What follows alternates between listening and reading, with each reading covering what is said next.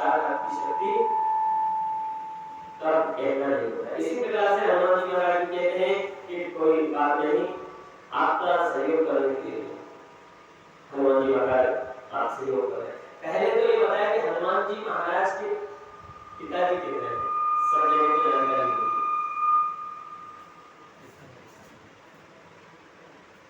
हनुमान जी के पिताजी कितने हैं? हनुमान चालीसा सब जगह पढ़ते हैं, सबको याद है। हर व्यक्ति को किसी न किसी तरह से हनुमान चालीसा याद हो। तो हनुमान चालीसा में लिखा गया है हनुमान जी के पहली बात तो पिताजी कहते हैं, क्योंकि जो अपनी मेन कथा है श्री राम कथा, और राम कथा के सुनने के सबसे प्रिय रसिक हमारे हनुमान जी महाराज। जब तक अपने हनुमान जी महाराज की जानकारी नहीं होगी तब तक हम आगे प्रवेश नहीं कर पाएंगे। पहले सवाल ये है कि हनुमान जी के पिताजी कितने हैं? हनुमान चालीसा पढ़िए, हनुमान चालीसा से आपको मिलेगा। शंकर सुमन केसरी नंदन, तेज प्रताप महाजगवंदन, विद्यावान गुणी अति चातुर। यही है इस चौपाई में नाम बताए गए। आप नाम सुन के बताएं मुझे कितने? शंकर सुमन यानी शंकर जी के अवतार। हनुमान जी महाराज को रुद्र का अवतार बताया जाता है। पहला पुत्र किसके हुए? शंकर भगवान के। शंकर सुमन केसरी नंदन, केसरी पिताजी और पवन सुत्र हनुमान जी का। कितने लोग हैं? पिताजी कितने हैं? कभी कोई भी पूछे, कहते हैं कि छोटी छोटी चीजें ही बहुत जान करके बड़ा विस्तार लेती है, और छोटे छोटे कदम जैसे कि हमारे कृष्ण विहार में बाबा की शिवगढ़ हुई। अब भगवान के आशीर्वाद से, राम जी के आशीर्वाद से, हनुमान जी के आशीर्वाद से राम कथा हो गई। पर राम कथा हो रही है, हर कोई भगवान हर किसी व्यक्ति को नहीं बुला सकता। भगवान यहाँ पर कथा में कोई सी भी कथा हो, जब तक आपके भाग्य नहीं पूरे होते, जब तक भगवान आपको आने नहीं होते। और दूसरा क्या कहा गया है कि हे प्रभु करुणा निधान, बेटा बाहर से दीपक चालू करके और वही बाहर से निकाल के बाहर गर्मी लगेगी ना। मुझे भगवान की जय, श्री विश्वेश्वर महादेव की जय। कृष्ण भाग का बड़ा सौभाग्य हुआ है। बड़े भाग्य मानुष तन पावा, तुम दुर्लभ ग्रंथ ही गावा। बड़े भाग्य से आपको मनुष्य तन मिला है।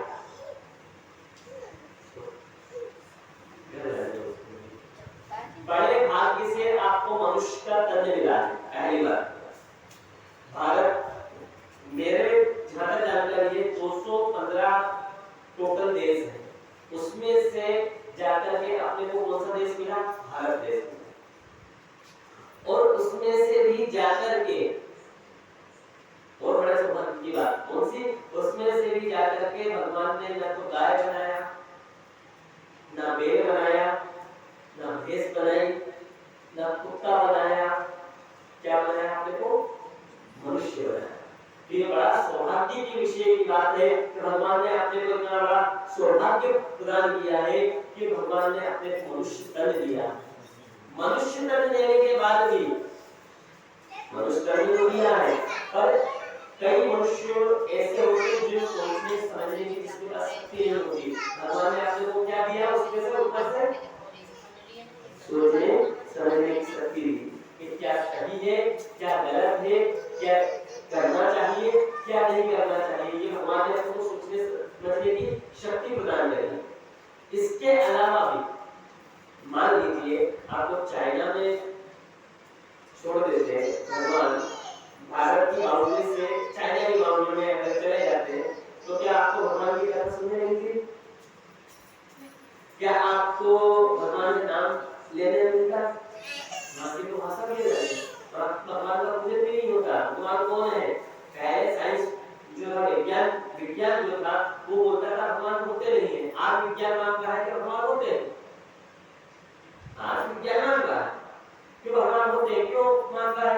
क्योंकि भगवान है तो ही सृष्टि है। कोई मनुष्य बोलता है कि साहब हमें तो जो है क्या करें, भगवान ने हमें कुछ नहीं दिया। भगवान होते तो हमें कुछ देते, हमारे जो रुके हुए काम है वो हमारे काम पूरे हो जाते, पर आपके काम पूरे हो तो जाते। मान लीजिए आपको पिछले इसी प्रसंग में संत के माध्यम से सुना है, एक बहू की नई शादी हुई। बहुएं जब नई शादी होती हैं तो थोड़ा सा घर में रहते रहते उनको परिवर्तन करना पड़ता है। माँ के यहाँ कुछ दूसरे तरीके से रहती है और पति के यहाँ आने के बाद थोड़ा सा अपना रहन सहन परिवर्तन हो जाता है। तो कभी भी घर पे संत आता है, ये कथा इसलिए बोल रहा हूँ कि अपने को क्या करना चाहिए। अभी बहू नई शादी होकर के आई, एक मांगने के लिए आते। पहली बात तो कोई भी अपने दरवाजे पे आए तो उसको खाली हाथ में, पर आज के समय में गलत उपयोग भी होता है। आपका धन यदि गलत जगह जाता है तो आपको दोष लगता है। अगर भगवान की पूजा में जाना है तो आपको पुण्य प्रदान करेगा, और किसी ऐसी जगह आप भी मतलब जो अपने सेवन करने योग्य नहीं है, भगवान ने अपने को सेवन करने के लिए कुछ दिया, केवल 2-3 चीज छोड़ कर। और आजकल लोग अपने स्वार्थ के लिए वो चीजें ज्यादा ले रहे हैं, पर भगवान के ऐसा नहीं होता। उसका भी मैं आगे आपको बताऊंगा कि क्यों भगवान ने मना करा। सासू माँ रो मेरी भगा देती थी कि कुछ मत दो, कुछ मत दो। एक दिन सासू माँ नहीं थी, बहू थी, बहू ने उठा करके कुछ खाने का दे दिया। सासू माँ पड़ोस के घर पे बैठी हुई थी। सासू माँ ने देखा तुम मेरे घर की तरफ से आ रहे हो, ये खाते हुए आ रहे हो, तुम्हें दिया किसने? बोले उस घर पे मैं रोज डेली जाता हूँ, कुछ नहीं मिलता, आज मुझे कम से कम पेट भरने के लिए कुछ मिले। सासू माँ बड़े क्रोध में घर आती है, घर आकर के अपनी बहू को चिल्लाती है।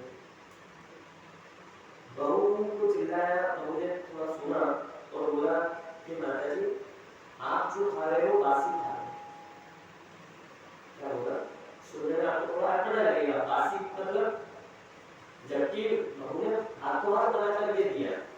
जो आप भोजन बनाते हैं, रोटी सब्जी जो बनाते हैं, हाथों हाथ बना कर के दी, फिर भी सासू माँ को क्या कहेगी, आप क्या खा रहे हो, बासी खा रहे हो। ये बात बढ़ती बढ़ती थोड़ी ज्यादा बढ़ती है। ससुराल वालों ने खबर भेजी, वहां से सब आए, पंचायत बुलाई, बोले बहू हमें कैसे गाली दे रही है कि हम बासी खा रहे हैं, बासी खा रहे हैं, भगवान के आशीर्वाद से अच्छा खा रहे हैं।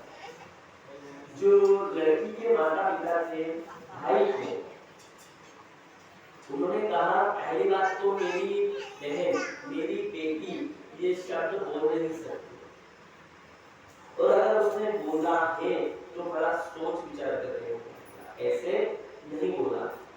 बोले इसके पीछे कुछ ना कुछ कारण होगा, पर कहते हैं जो गुस्से में होता है उसके सोचने समझने की शक्ति छीन लेते हैं।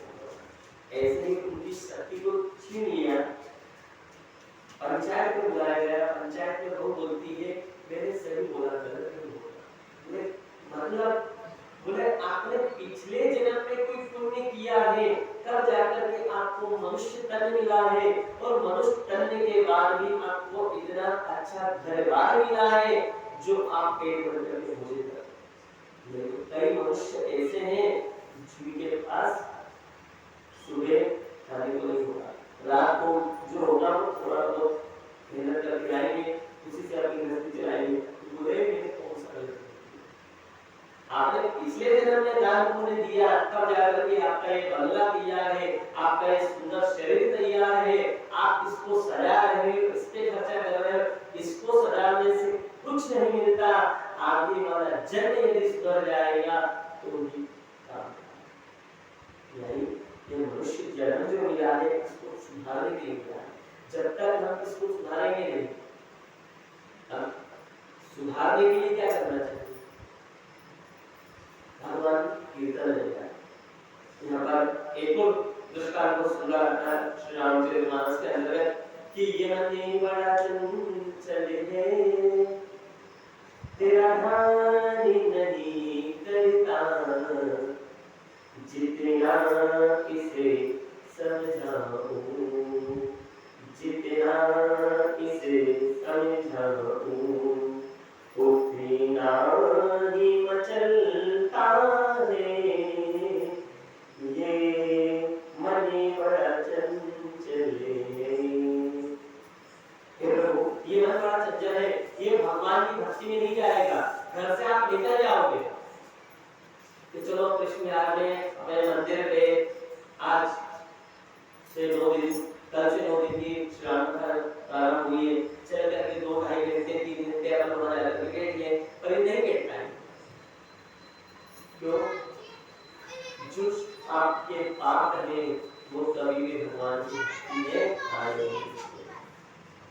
पाप का काम ये होता है, यदि आप भक्ति करने के लिए चले जाओगे, भगवान की कथा सुनने के लिए चले जाओगे, तो वो पाप धीरे धीरे क्या होगा, कटते जाएंगे। और जो पाप होता है वो कभी भी धर्म के प्रति जाने की प्रेरणा नहीं देता। मान लीजिए आपके पास एक छोटा लाइटर है और एक सिलेंडर। बड़ा क्या है?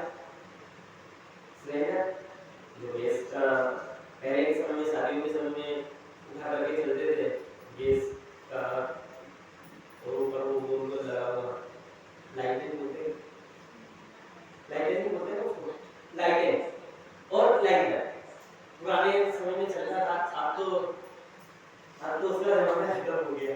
पहले लाइट नहीं थी तो शादियों में और पुराने घर पे जिन गाँव में बिजली नहीं थी वहाँ पे भी इसका उपयोग किया जाता था। अब मान लीजिए बड़ा जो ठंडा है, उसको शायद ठंडा भी बोलते थे, हर क्षेत्र में अलग अलग भाषा बोलते थे।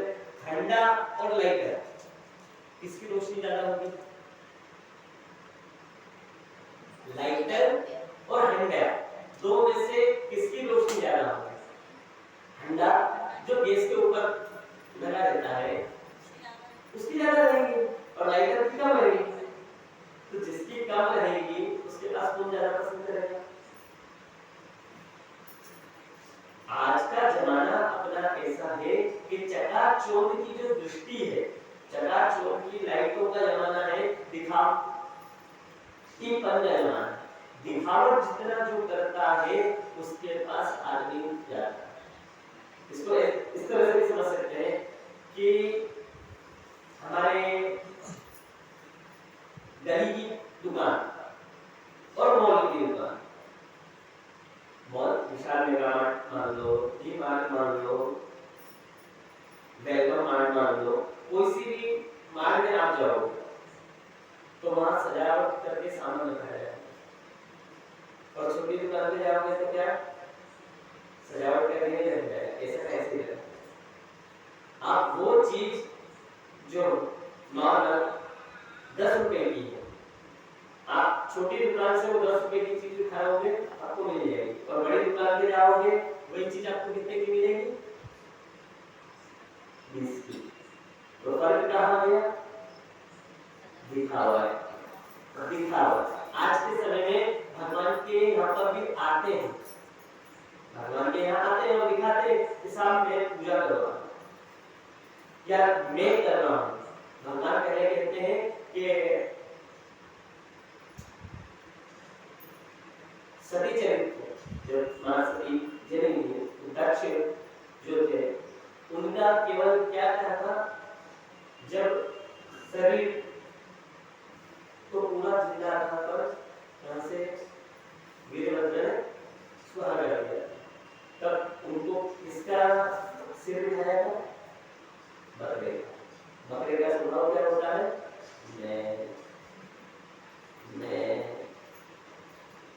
बकरे का स्वभाव यही होगा।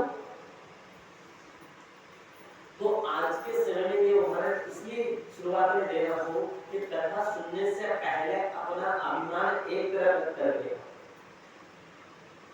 जो व्यक्ति अभिमान को साथ में लेकर के आता है या पद को साथ में लेकर के आता है तो भगवान पहली बात तो उसका नहीं आ जाएगा कॉलेज तक सर किसी से बातें करने में या चाय पीने में हमारे प्रोग्राम की विशेषता चाय की है तो चाय की बहुत ज्यादा मान लिया आप भोजन भी करवा दो सब कुछ करवा दो और आपने अगर चाय नहीं पी ली चिल्लाई तो बोलने में क्या आता है तो फलाने के घर गए थे चाय का नहीं खाना तो बहुत अच्छा बनाया था खाने में कोई कमी नहीं थी छप्पर बना के भोजन थे बस चाय की चाय ही ये शब्द है आदमी आएगा वहां तक रुक जाएगा चाय वहां पीने के लिए वो 3 घंटे वहां बातें करने के लिए चल जाएगा पर भगवान की कथा में नहीं आ पाएगा क्यों उसके पाप और उसका अहम उसका ईगो मेरे से पढ़ा लिखा नहीं पढ़ना लिखना नहीं आता ईगो आज के समय में सबके पास है वो ईगो को आप जब तक दूर रख करके नहीं जाओगे भगवान के पास जब तक भगवान आपके पास आने के लिए भगवान ने कहा है कि राई के 100वें हिस्से के बराबर यदि आप बन जाओ राई के 100वें हिस्से के बराबर यदि आप बन जाओगे तो मुझे पाल लोगे राई आप लोग सब इस्तेमाल करते हैं अब उसका 100 हिस्सा करें तो आप अपनी आंखों से देख सकते हैं उसके लिए तो वो जो जिनके चश्मा लगता है वो चश्मा यूं करे तब जाकर के वो देख पाएंगे तो कहने का मतलब ये है कि आप अपने आप जितना भी है भगवान को केवल एक चीज एक शब्द में अर्पण कर सकते हैं तेरा तुझको अर्पण क्या प्रभु मेरे पास नहीं है आप दोगे तो मैं कर पाऊंगा नहीं तो मेरे में कोई ताकत नहीं कि मैं ये कर सकूं मैं कथा सुनने भी बैठा हूँ पर जब तक आपकी कृपा नहीं है जब तक मैं कथा सुनने भी नहीं कर तो भगवान यहाँ पर वर्णन करते हैं तुलसीदास जी महाराज ने सबसे पहले माँ का वर्णन किया स्त्री कली जैसे मैंने बताया था कि श्री रामचरितमानस की शुरुआत ही स्त्री से पहला तुलसीदास जी की पत्नी रत्नावली ने बोला तब जाकर के राम जी को पानी के मन में उत्साह भगवान को पाया भगवान ने 7 श्लोकों में वंदना की कितने रामायण के मात्र 7 श्लोकों किसी ने कहा कि 7 श्लोकों में ही भगवान ने क्यों वंदना की तुलसीदास जी ने 7 श्लोक में ही क्यों वंदना की वार कितने होते हैं 7 8वां बार बहुत है अपन जन्म कितने बार में देते हैं 7 मरते कितने में है 7 तो कोई ना कोई दिन का तुम्हारे ये कहा गया है कि 7 और रामायण में कांड कितने हैं 7 अभी मैं आपको तो वर्णानाम अर्थसंधानम रसानाम छंदसामपि मंगलानाम जगतारम वंदे वाणी विनायको वर्णों का शब्दों का वर्ण जो है अक्षरों का समूह रसों का छंद और मंगल करने वाली मां सरस्वती और गणेश जी को मैं वंदना करता हूं इसी संत ने कहा है कि इसी के अंदर इसी श्लोक के अंदर 7 कांड बता दिए हैं जो रामायण के 7 कांड है वो 7 कांड बता दिए हैं वर्णानाम यानी वर्ण से कौन है राम जी क्षत्रिय पर जीना सिखाता है किसको हम सब मनुष्यों को रामायण में जीना सिखा गए राम जी तो पहला कांड आता है कौन सा बालकांड जिस कांड में भगवान ने बाल लीला भी करी है और कैसे जीना चाहिए कैसे करना चाहिए वो भी बताया गया अर्थ संधान अर्थ मतलब भगवान ने तो बड़े होने के बाद कमाने के लिए जाते हैं तो उसको क्या बोलते हैं अर्थ दूसरा कांड आया है अयोध्या का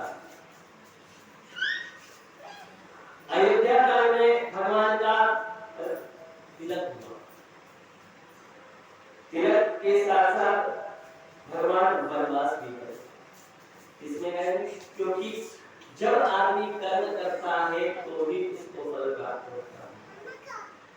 ये अयोध्या का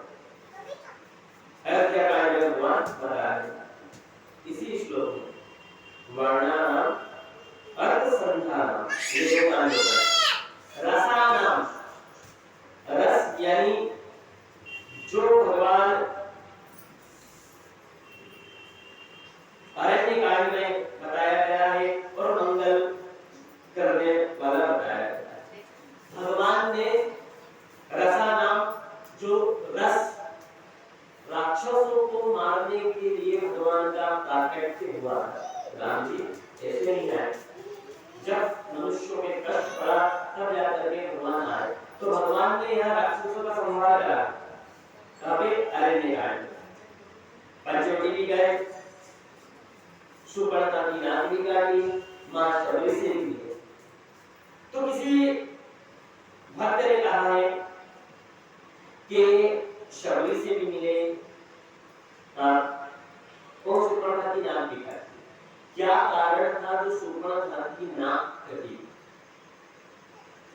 बहुत आज के समय का अच्छा प्रश्न है कि नाक वैसे किसकी कटती है?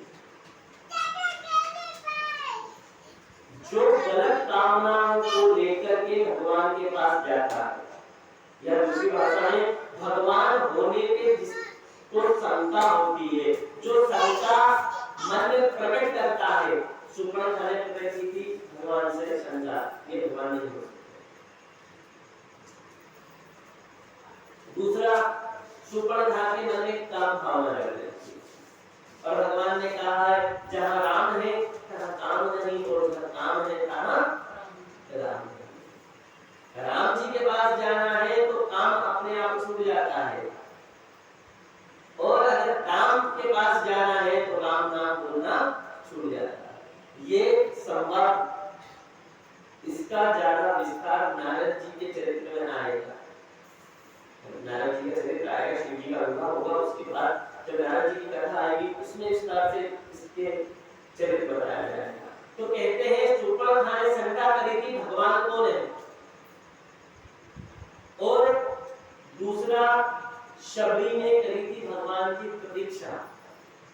सबको होने याद, सबरी जोगे बाट बाट राम मेरे घर आना, ये भजन मेरे को इतना याद नहीं होगा उतना आप लोग। चित्रकूट के घाट घाट पर सबरी जो है बाट राम कब आओ। बहुत अच्छी बात। शबरी ने केवल प्रतीक्षा करी। शबरी ने 1 साल में, 2 साल में, कई वर्षों तक शबरी ने प्रतीक्षा करी। तो प्रतीक्षा का फल क्या मिला? एक ना एक दिन भगवान आए। राम जी ने छूटे पेड़ तक खाए। क्यों खाए? कि वो भाव आज के समय में आप विश्वास माने या माने, बेटे का भी झूठा खाने में लोग अब परहेज करने लगे आज के समय में। जो ज्यादा पढ़ा लिखा है उन लोगों के लिए है, आप लोगों के लिए नहीं। माँ कभी भी बच्चे का परहेज नहीं करती है, पर पढ़ी लिखी जो आज के समय में है वो उनको शर्म आती है। अरे बेटा आपका किसी पढ़ाई का नहीं है। बेटा अगर 15 साल का हो जाए उसके बाद अगर आप उससे परहेज रखें, मनीष इसको बता, इसको बता, तो श्री रामचंद्र भगवान की जय, मोर तुलसी वाले की जय, श्री विश्वेश्वर महादेव की जय। भगवान यहाँ पर यही बता रहे हैं, जिसने शंका करी है उसकी नाक कर रही है, और जिसने प्रतीक्षा करी है उसको मां के समान पद प्राप्त हो। इसलिए कभी भगवान के प्रति शंका नहीं करनी, और किसी के कहने पे मंदिर आना बंद नहीं करना। एक और चीज सबसे बड़ी बहुत कड़ी बात है, क्योंकि राम कथा कड़वा ही है। कहते हैं ना कि जब तक कड़ी दवाई नहीं मिलती, जब तक इलाज नहीं होता। कोई ये भी बोल सकता है कि पंडित जी राम कथा में आप कड़वा कड़वा बोल रहे हो, बोले कड़वा बोलेंगे तभी तो सुनेंगे, तभी तो अपने जो जाले हैं यहाँ के वो थोड़े से खुल जाएंगे, इसलिए कड़वा होना जरूरी है। कोई ये भी बोल सकता है कि पंडित जी कथा हमारे बोल सकता है, कोई ना कोई बोल सकता है। तो भगवान कहते हैं कि कथा तो वही है जो अपना जीवन को सुधार दे, आपने जो गलतियां करी हैं उन गलतियों को सुधार दे, वही कथा। बाकी सब व्यर्थ, संसार में व्यर्थ दिन रात चलती रहेगी, तेरी मेरी सब कुछ होता रहेगा। और भगवान का आप भगवान के लिए जितना आप आओगे उतना भगवान आपको उद्धार करवाएगा। भगवान के पास आप जो जनता है ना उसको और देना।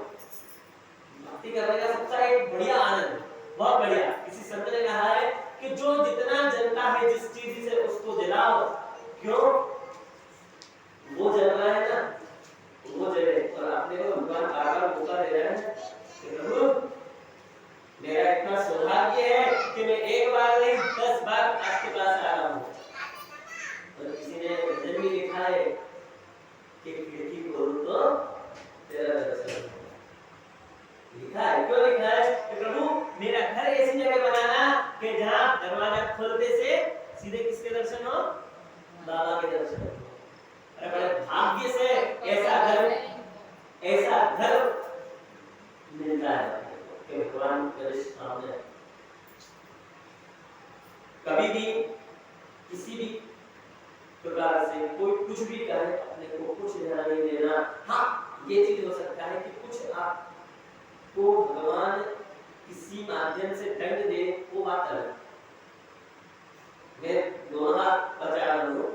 आप कभी ये बोल सकते हो साहब आप मंदिर आए, एक दो बार आए और गलती से कहीं पैर कील के रखा है, होता है कभी कभार कील या छोटा रखा उस पे पैर रखा गया और फिर आप वो भगवान को दोष दो कि भगवान मैं तो तेरे मंदिर आई थी, तूने मेरे पैर, ये गलती अपनी है, ये गलती अपनी है, भगवान दंड नहीं देता, ये गलती अपनी है मानुष की।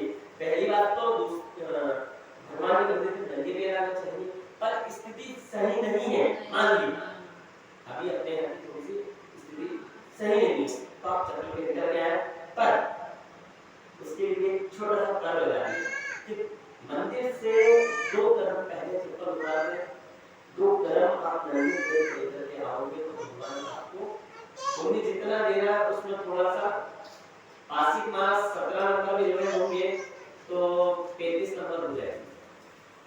कैसे होंगे? भगवान के पास अपन नंगे पैर चल करके आएंगे तो कौन सा कांड देख लिया आपने? 3 कांड होगा, मरणानाम अर्थसंधानाम रसानाम छंद मतलब चौथा कांड कौन सा आता है? इससे जिसमें राम जी हनुमान जी से मिले, सुग्रीव से मुलाकात हुई, सीता जी की खोज ये भगवान गए। यहाँ भगवान किस सबके कार्यों को पूर्ण कर रहे हैं, सबके मनोरथ को पूर्ण कर रहे हैं। राम जी से मिलना बड़ा सौभाग्य का विषय होता है और हर कोई राम जी से नहीं मिल सकता। हनुमान जी से मिले जो नारद जी ने श्राप दिया था, इसके कांड जो है चौथा कांड है और चौथे कांड में जब उनको श्राप दिया था विष्णु भगवान को कि आपको किसी मानव की सहायता लेनी पड़ेगी, वो संवाद यहाँ पर आता है। कौन से कांड में? इस कांड सामपी मतलब 5वां कांड। 5वां कांड होता है सुंदरकांड, जहां लंका में जाकर के हनुमान जी ने सारा कार्य पूर्ण किया। 6वां कांड लंका कांड और 7वां कांड मंगला, मंगल करने वाला कांड, जिसमें मंगल ही मंगल करा। कर्तारो, यानी जो जितने भी कर्म हैं, जितने भी प्रश्न हैं, यहाँ पर सबसे पहला प्रश्न ये किया गया था कि सीता जी को अग्नि परीक्षा क्यों देनी पड़ी, सीता जी को वनवास क्यों देना पड़ा। राम जी यहाँ पर उत्तर कांड में कार्य कर भी रहे हैं और करते हुए बता भी रहे हैं कि ये मनुष्य को करना चाहिए, ये उत्तर कांड में भगवान बताते हैं। यानी पहले ही श्लोक में सातों कांड की वंदना भगवान तुलसीदास जी ने राम जी की है। वर्णानाम अर्थसंधानाम रसानाम छंदसामपि मंगलारं च कर्तारो वंदे वाणी विनायको। उसके बाद फिर किसकी वंदना की है? माता सरस्वती की, और फिर गणेश जी की वंदना। क्योंकि जितनी भी बुद्धि देने वाली है, सद्बुद्धि देने वाली क्या कुबुद्धि देने वाली, वो कौन है? माँ सरस्वती। तो सबसे पहले सरस्वती माता को वंदना की, उसके बाद गणेश जी को वंदना करके कहते हैं प्रभु आप सभी विघ्नों को हरने वाले हैं, मैं श्री रामचरितमानस की रचना करने आप राम जी के आशीर्वाद से करने जा रहा हूँ, आप मुझे कार्य में सफलता प्रदान करें। उसके बाद भगवान शंकर की वंदना, भवानी शंकरो वंदे श्रद्धा विश्वास रूपिणी यथा विनाच्छ परिष्यते स्वामार्थते। सबसे पहले इसमें भी भवानी, भवानी किसको कहा गया है? माँ जगदम्बा को कहा गया है। पहले भी वंदना किसको? वाणी यानी माँ सरस्वती। दूसरे में भी वंदना किसको की गई है? माँ पार्वती को वंदना। तो यहाँ पे कितने जने वंदन हो गए? तीन। पहला कौन? माँ सरस्वती, दूसरा गणेश जी, तीसरा माँ पार्वती, अब चौथा शंकर, श्रद्धा और विश्वास के रूप में श्री पार्वती और शंकर जी को ये वंदना करता हूं। अभी तक कितनों को वंदना हो चुकी है? 4 लोगों को वंदना। तुलसीदास जी ने 9 लोगों को वंदना की, जिसमें से 4 को वंदना कर चुके हैं। वंदे बोधमयं नित्यं गुरु शंकर रूपिणे। वंदे, अब सबसे बीच में गुरु जी को रखा गया। गुरु जी को क्यों रखा गया? जी हाँ, गुरु के बिना ज्ञान नहीं मिलेगा, और अगर गुरु जी मिल गए तो ब्रह्मा विष्णु महेश तीनों मिल जाएंगे। क्या कहा है? गुरु गोविंद दोम खड़े, काके लागे पाऊं और बलिहारी गुरुदेव के गोविंद दियो। यहाँ पर एक सवाल आता है कि गुरु ज्यादा ज्ञान जिसको दे देते हैं। देखो हर एक पढ़ने वाले बच्चे हैं, कोई सी भी क्लास में कोई भी बच्चा पढ़ रहा है, जो सबसे ज्यादा इंटेलिजेंट होता है, जो पढ़ने में अच्छा होता है, उसमें टीचर का ज्यादा फोकस होता है। टीचर बोलते हैं बेटा हम लंच में भी हो और अगर आपको कुछ पूछना आप हमारे पास आए और पूछिए, हम आपको बताएंगे। पहले के समय में स्कूल नहीं थे, गुरुकुल थे। इसी प्रकार से एक गुरुजी के परम शिष्य जो अच्छे सब कुछ वेदों का अच्छा ज्ञान ले, ज्ञान वही व्यक्ति ले सकता है, वही व्यक्ति कर सकता है जिसका अच्छा। दूसरा माँ सरस्वती की देन, जिसके पास अच्छी हो वही व्यक्ति अच्छी पढ़ाई कर सकता है। नहीं तो कई बच्चे ऐसे हैं जो 10वीं पास करने में 50-50 साल हो गए। मैंने आज से 3 या 4 साल पहले न्यूज़ सुनी थी, जो 50 साल की उम्र के बाबूजी 10वीं क्लास की एग्जाम देने के लिए गए थे और कहते रहे थे कि मैंने अपने जीवन का एक लक्ष्य बनाया है कि मैं जब तक 10वीं पास नहीं होऊंगा, मैं जब तक 10वीं पास नहीं होऊंगा, जब तक मैं 10वीं की पढ़ाई करता रहूंगा। पर वो तो बड़ा हो कोरोना था,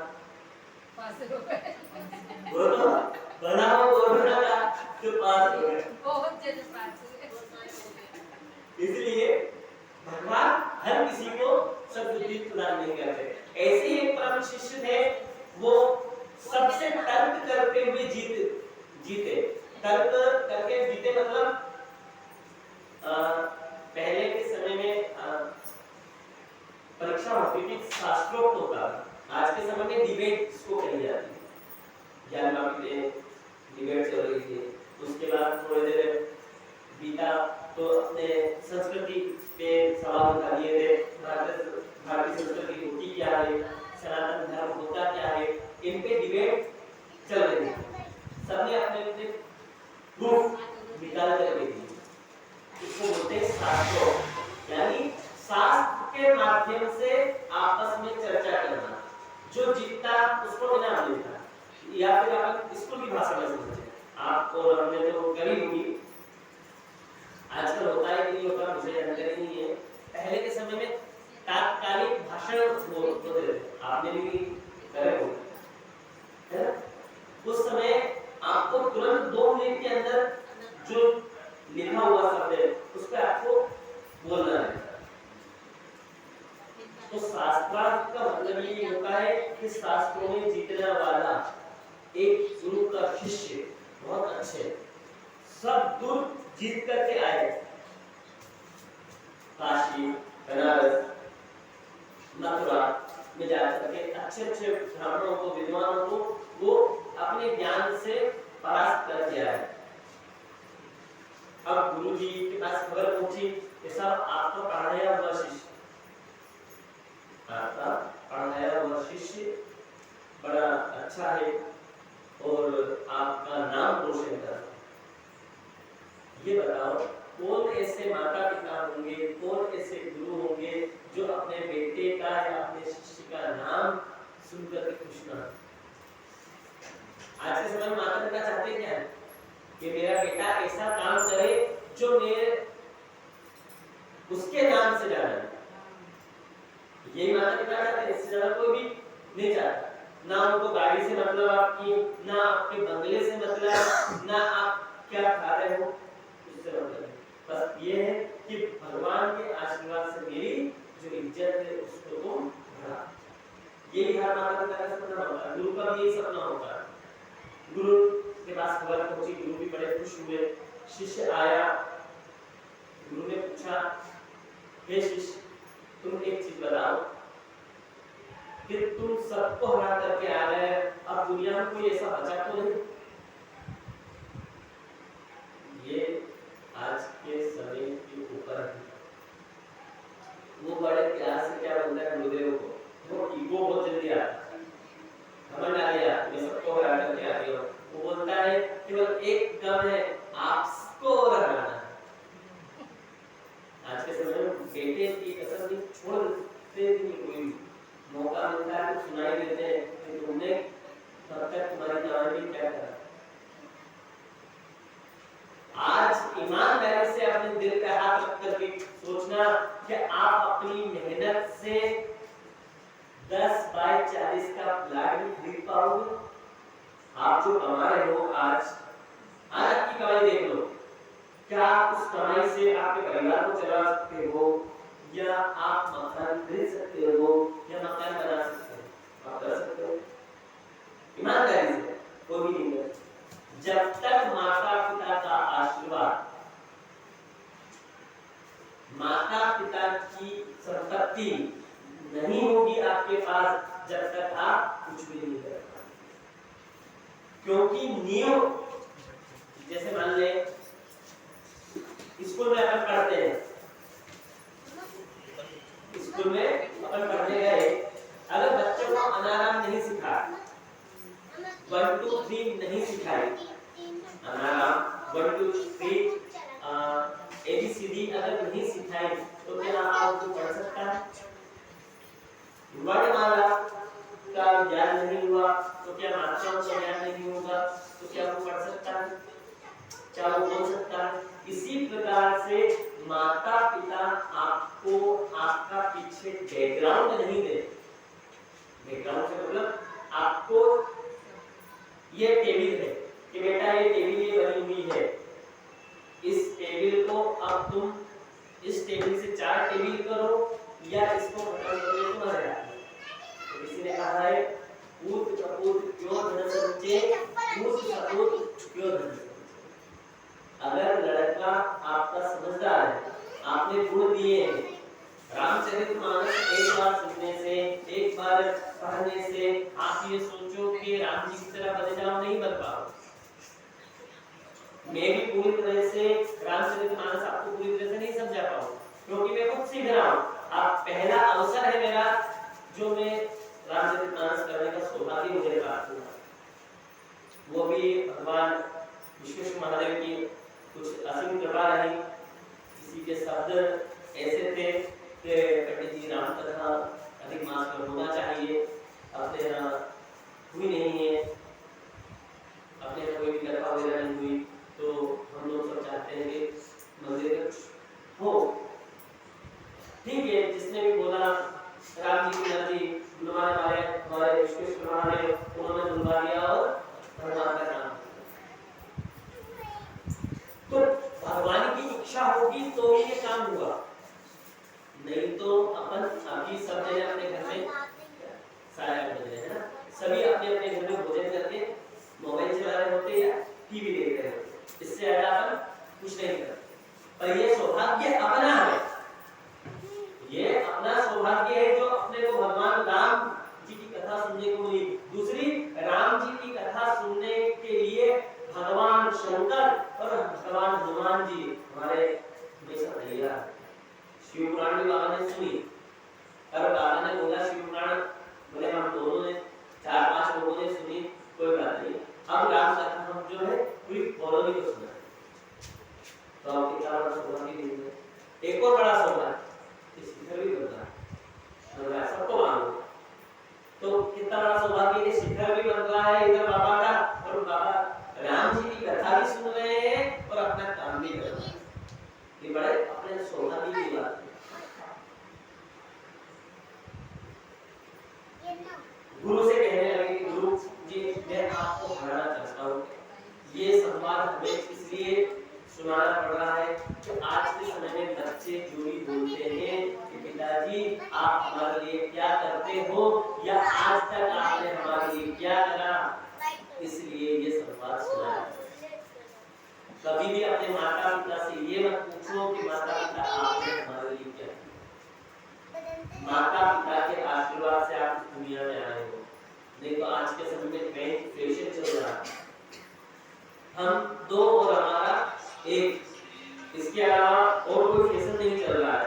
इसलिए हमेशा भगवान राम जी की आशीर्वाद लेना चाहिए, भगवान को धन्यवाद देना चाहिए। प्रभु हम कितने भी पैसे वाले हो जाए, हम आपके चरणों के एक दास बने रहे, बस यही हम चाहते हैं।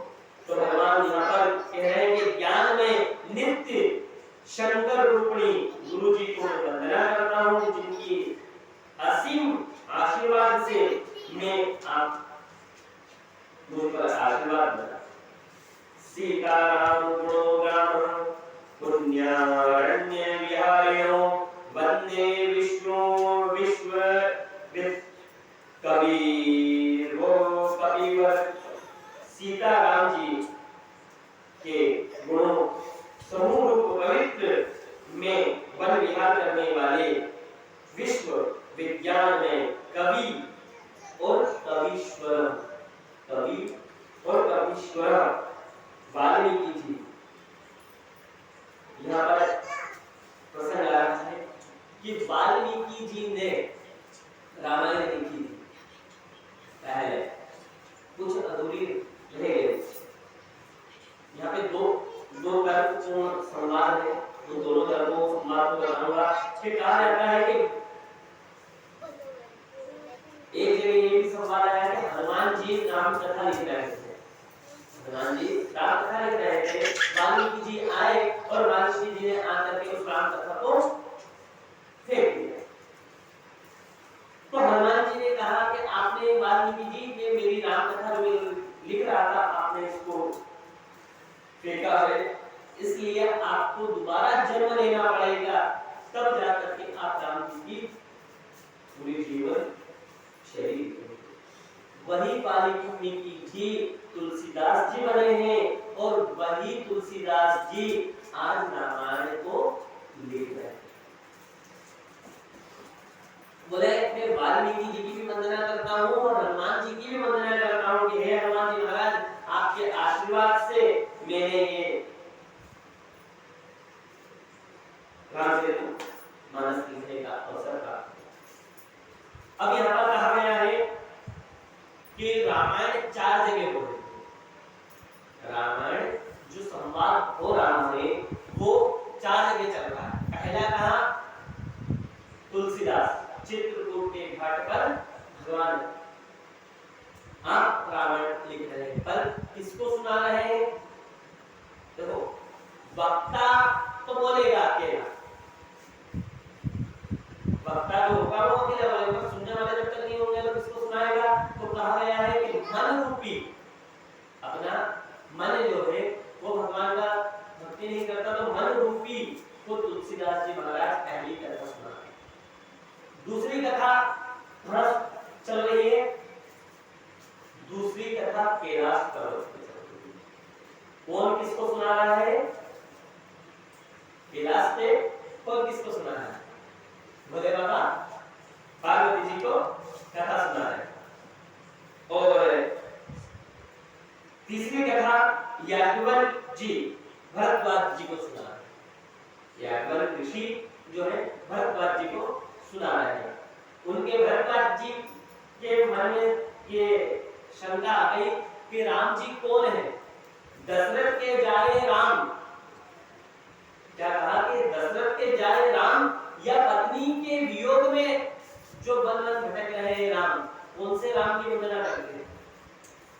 याज्ञवल्क्य जी से प्रश्न किया भरद्वाज जी। ये संवाद तीसरी कथा कहाँ चल रही है? यहाँ चल रही है। और चौथी कथा जो चल रही है काकचुंडी जी, इसको सुना रहे हैं गरुड़ जी को सुना। अब क्यों सुना रहे हैं उसका भी कारण है।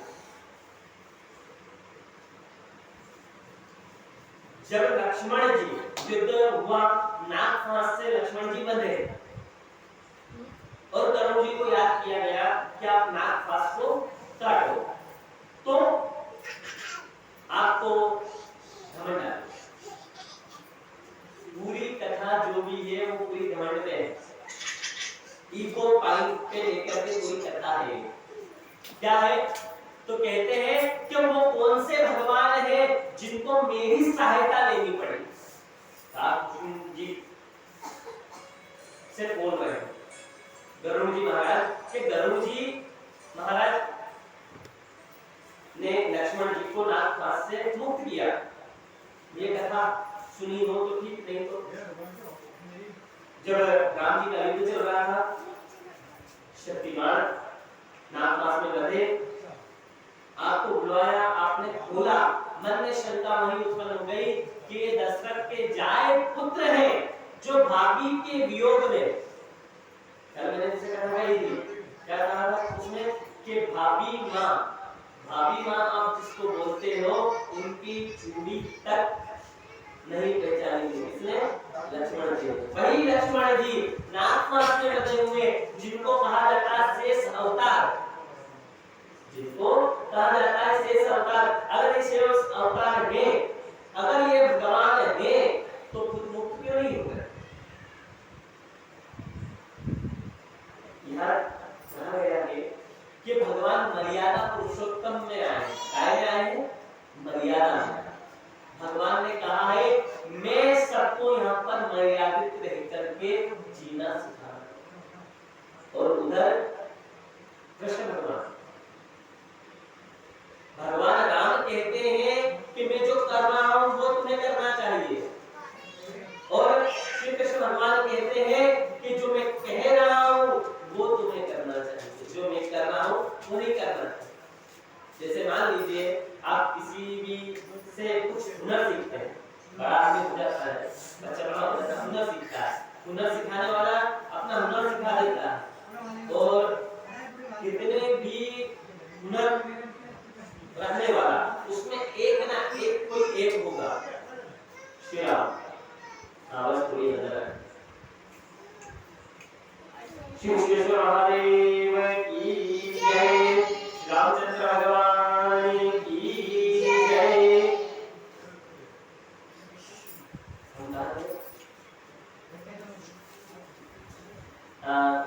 कृपया मेरे भाई लोग जितने भी हैं, पहले आप तो शांति बनाए, दूसरा अंदर आके बैठना हो अंदर आकर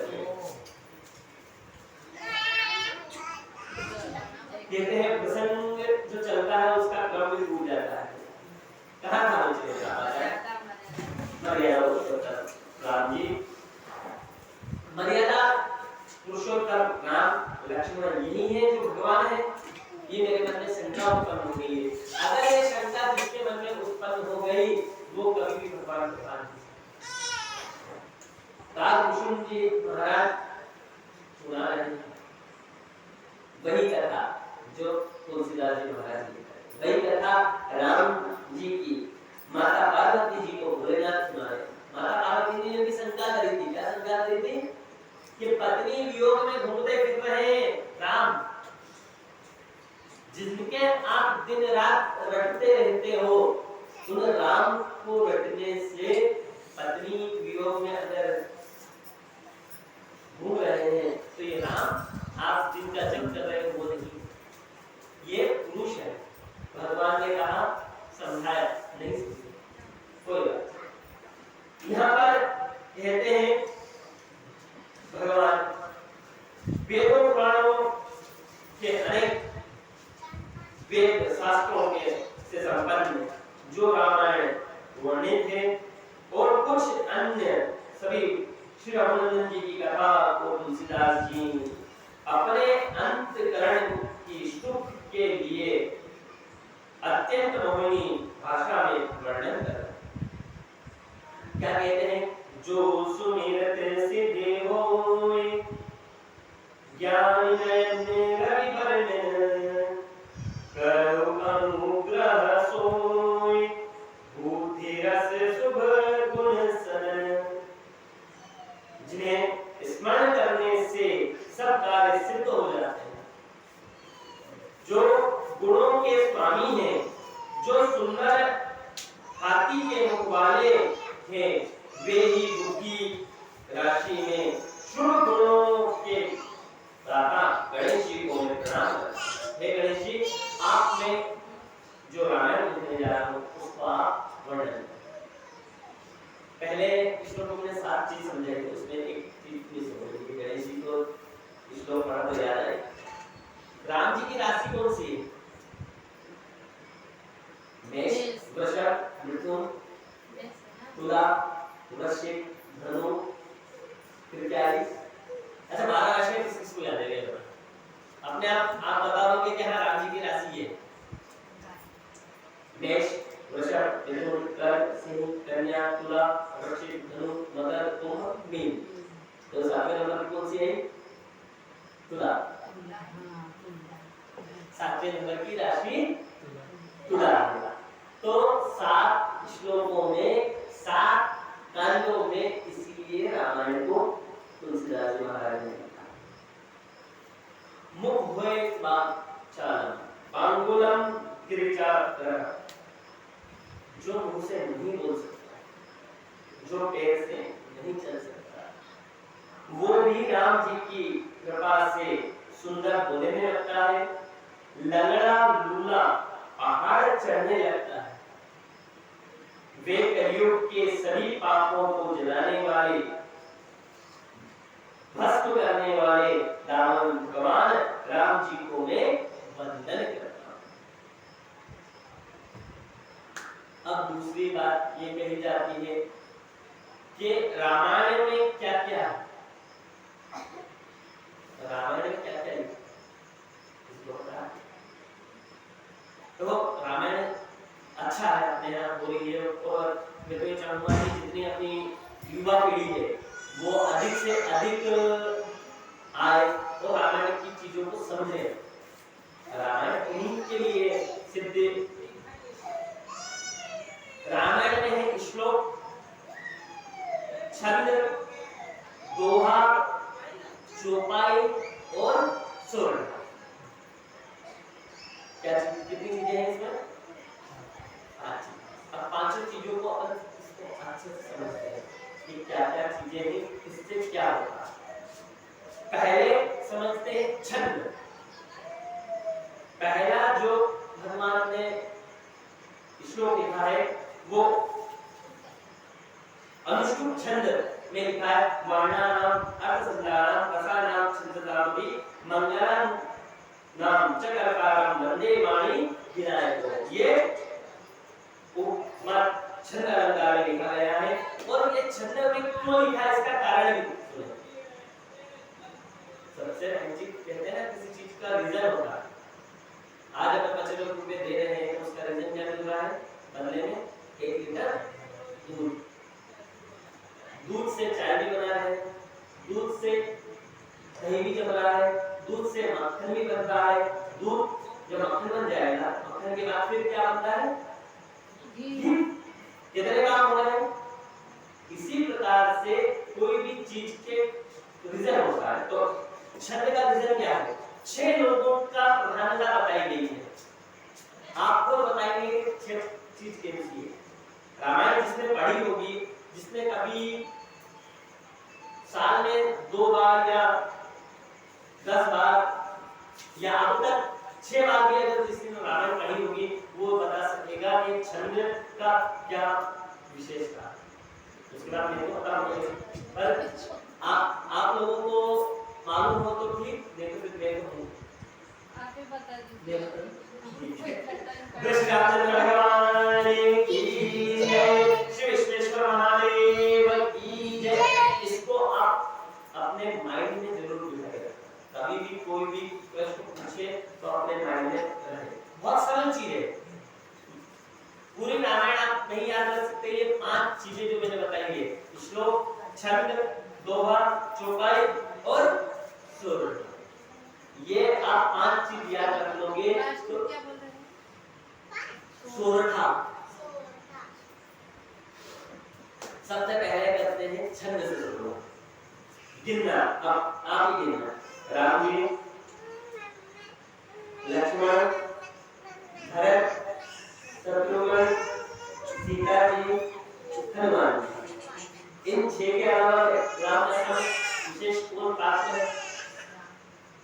राम जी तो सबसे पहले, राम, लक्ष्मण, भरत, शत्रुघ्न, सीता और हनुमान जी। ये सोरठा का मतलब ये 6 लोग हैं।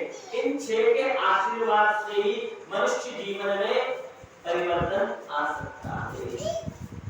राम जी की तरह सोचने लग जाए मनुष्य, राम जी की तरह, भरत की तरह सोचने लग जाए कि मेरे छोटे भाई को सुख मिलना चाहिए, और छोटा भाई ये सोच ले कि मेरे भाई बड़े भाई को सुख मिलना चाहिए, तो उसको कभी दुख नहीं मिलना चाहिए। और आज के समय में क्या हो रहा है, भाई भाई में लड़ाइयां हो रही है। किस चीज के लिए, ये माया रूपी लक्ष्मी, इसके पीछे लड़ाई हो रही है।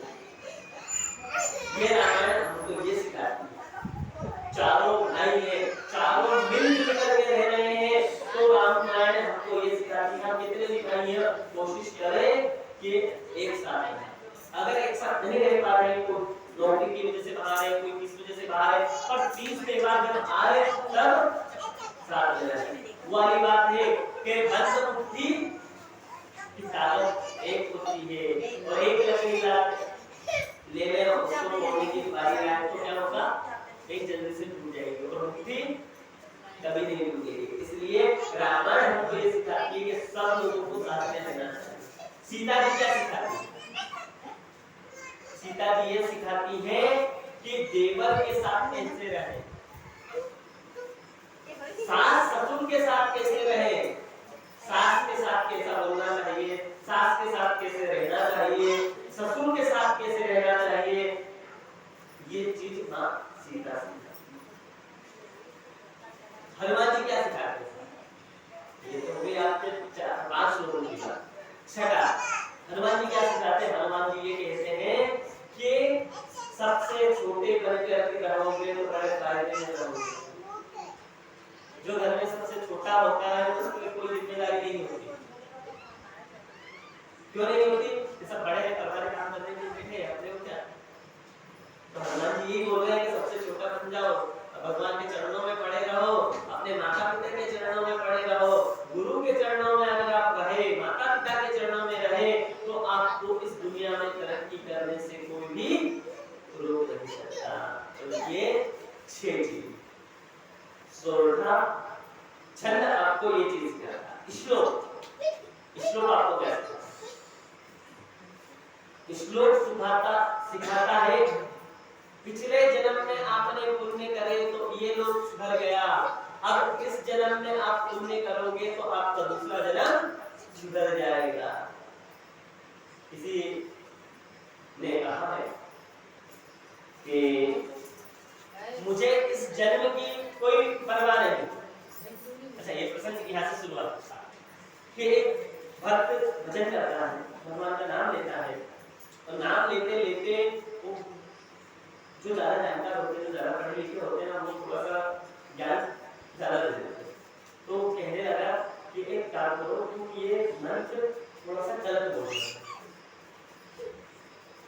इस मंत्र को सुधार करके आप ऐसा बोलो, तो ये श्लोक को इस तरह से बोलना चाहिए। तो वो बोलता है मुझे इस श्लोक की परवाह नहीं है। क्या कहा?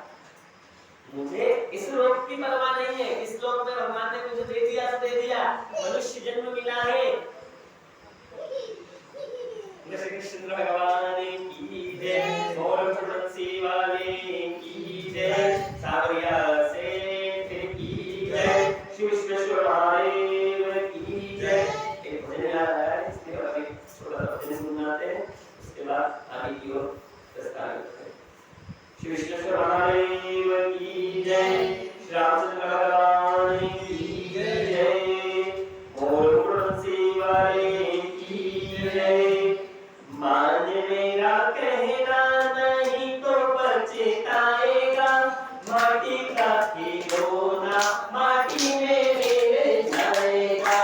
मान मेरा कहना नहीं तो पछताएगा, माटी का खिलौना माटी में मिल जाएगा। थोड़ी आवाज नहीं बढ़ेगी तब तक आगे नहीं बढ़ाएंगे। कहते हैं हाथों में ताकत होती है आपको। एक अगर किसी बेटे के पड़ जाए तो 2 घर तक आवाज नहीं आए तो फिर क्या? तो यहाँ तो भगवान तो अपने जा रहे हैं ना।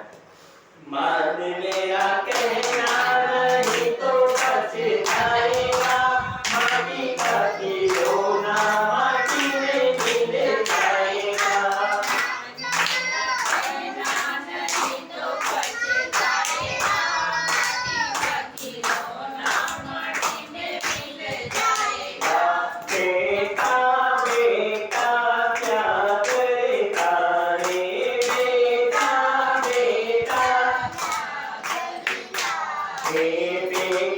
तो एक दिन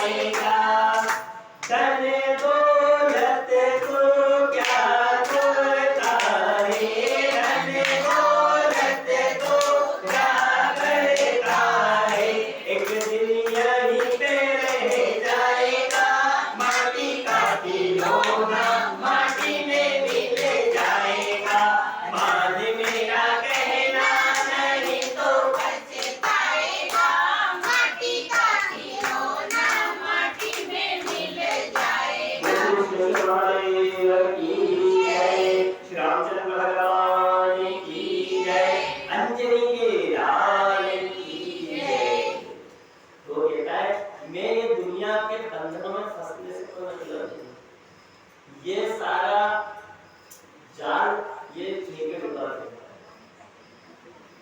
यहाँ पर एक संवाद आता है, तो कथाएं इसलिए होती है कि किसी न किसी एक चोट जो लग जाए दिल में, वही आपको वैराग्य उत्पन्न करती है, वही भगवान से मिलवाने का काम करती है।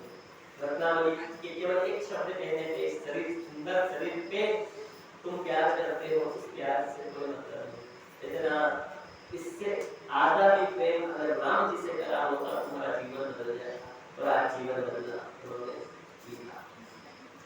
नारद जी सब राम जी से पूछते हैं कि राम जी आप ये बताएं कि मनुष्य बड़ा आनंद पूर्वक रहता है, सुंदरता के साथ अपना जीवन को व्यतीत करता है, भोग विलासों में वो रहता है, दिन रात पड़ा रहता है, वो आपके स्वर्ग में क्यों नहीं आया? स्वर्ग में जाना, अगर यहाँ इतने जने बैठे हुए हैं, मैं किसी का भी नाम लेके बोल दूं कि फलाने व्यक्ति को मैं बोल रहा हूँ, चलो मैं आपको स्वर्ग लेकर के चल रहा हूँ, क्या आप चलेंगे? अच्छा ये बताओ यहाँ से कितने लोग स्वर्ग में जाना चाहते हैं? उसके बाद आगे की कथा स्वर्ग में कितने लोग जाना चाहते हैं? हाथ खड़ा करो। स्वर्ग में तो आएंगे, सब क्या करती थी जहाँ स्वर्ग ये इतना सुखी नहीं है, दापर क्या सुखी मिलेगा? नहीं सुख अपने मनुष्य के ऊपर, जहाँ रहोगे वहाँ आपको सुख मिल जाएगा। पर नारद जी भगवान राम से पूछते हैं कि आपके पास स्वर्ग में क्यों नहीं आते लोग? तो भगवान कहते हैं कि एक काम करो नारद, तुम जाओ और जाकर के मैं तुम्हें देता हूँ आज्ञा कि तुम उस व्यक्ति को, उसमें कितने भी पाप करे हो कोई बात नहीं, पर आप उसको स्वर्ग में ला सकते। गए रास्ते में घूमते घूमते सत्यनारायण भगवान की कथा में भी लिखा गया है कि नारद जी अनेक लोगों में घूमते घूमते मृत्यु लोक में आकर के देखते हैं, क्या देखते हैं कि कोई तन दुखी, कोई मन दुखी, कोई चिंता, चित्त उदास और थोड़े थोड़े सब दुखी। कोई भी ऐसा मनुष्य नहीं है जो दुखी नहीं है। एक किसान के पास कहा कि आपको मैं स्वर्ग लेकर के चलता हूँ। उसने बोला हाँ चलो। वो गांव के लोग होते हैं और सिटी वाला कोई जाकर के, आजकल फ्रॉड बहुत चल रहे हैं इस तरह के, नेट के माध्यम से और ऐसे फ्रॉड के 100 रुपए दोगे तो मैं 1000 रुपए करके दे दूंगा, इस तरह के लालच देने वाले लोग होते हैं। तो उसने ये सोचा होगा कि दाढ़ी वाले बाबा हाथ में तंबूरा लेके रखे कहीं अपने को घुमाने के लिए लेके आ रहे होंगे। तो उनसे कहा कि स्वर्ग चलना? बोले हाँ हाँ चलो। बोले क्या करना पड़ेगा? बोले कुछ नहीं, ये शरीर छोड़ना पड़ेगा और स्वर्ग में नहीं चलता हूँ। तो बोलते बोले उसके लिए मतलब मरना पड़ेगा। बोले अभी मेरे को मरना नहीं है, अभी मेरे बेटे थोड़े कमाने लायक हो जाए, खेती बाड़ी बता दो, गाय का दूध निकालने नहीं आता। कई ऐसे परिवार है जहाँ पर बच्चों को दूध निकालना नहीं आता। आज हम में से किसी को बोल दे, हम में से सिटी में जो रहता है जिसने कभी गाय का दूध नहीं निकाला, उसको अगर बोल दिया जाए कि गाय का दूध निकाल सकेगा? इसी प्रकार से गांव में जन्म लेने वाला हर बालक जरूरी नहीं कि वो दूध निकाले। तो नारद जी को बोलते हैं मेरे बेटे खेती का काम भी नहीं जानते हैं, गाय का दूध धोना भी नहीं जानते हैं, तुम्हें उनको गाय धोने का दूध धोने का बता दूं, और अकेले अभी बच्चे मेरे छोटे हैं, उनकी शादी हो जाए, ठीक है मंजूर है। जैसे ही तैयार हुए नारद जी कुछ समय बाद घूम करके वापिस आए। जैसे ही घूम करके आए तो क्या देखते हैं, उनके बच्चों की शादी हो गई, बच्चों के बच्चे भी हो गए। फिर बोला कि चलो अब चलो जाकर के आपको स्वर्ग लेकर के चलते हैं। से समस्या हो रही है, चश्मा वो चल रही है क्योंकि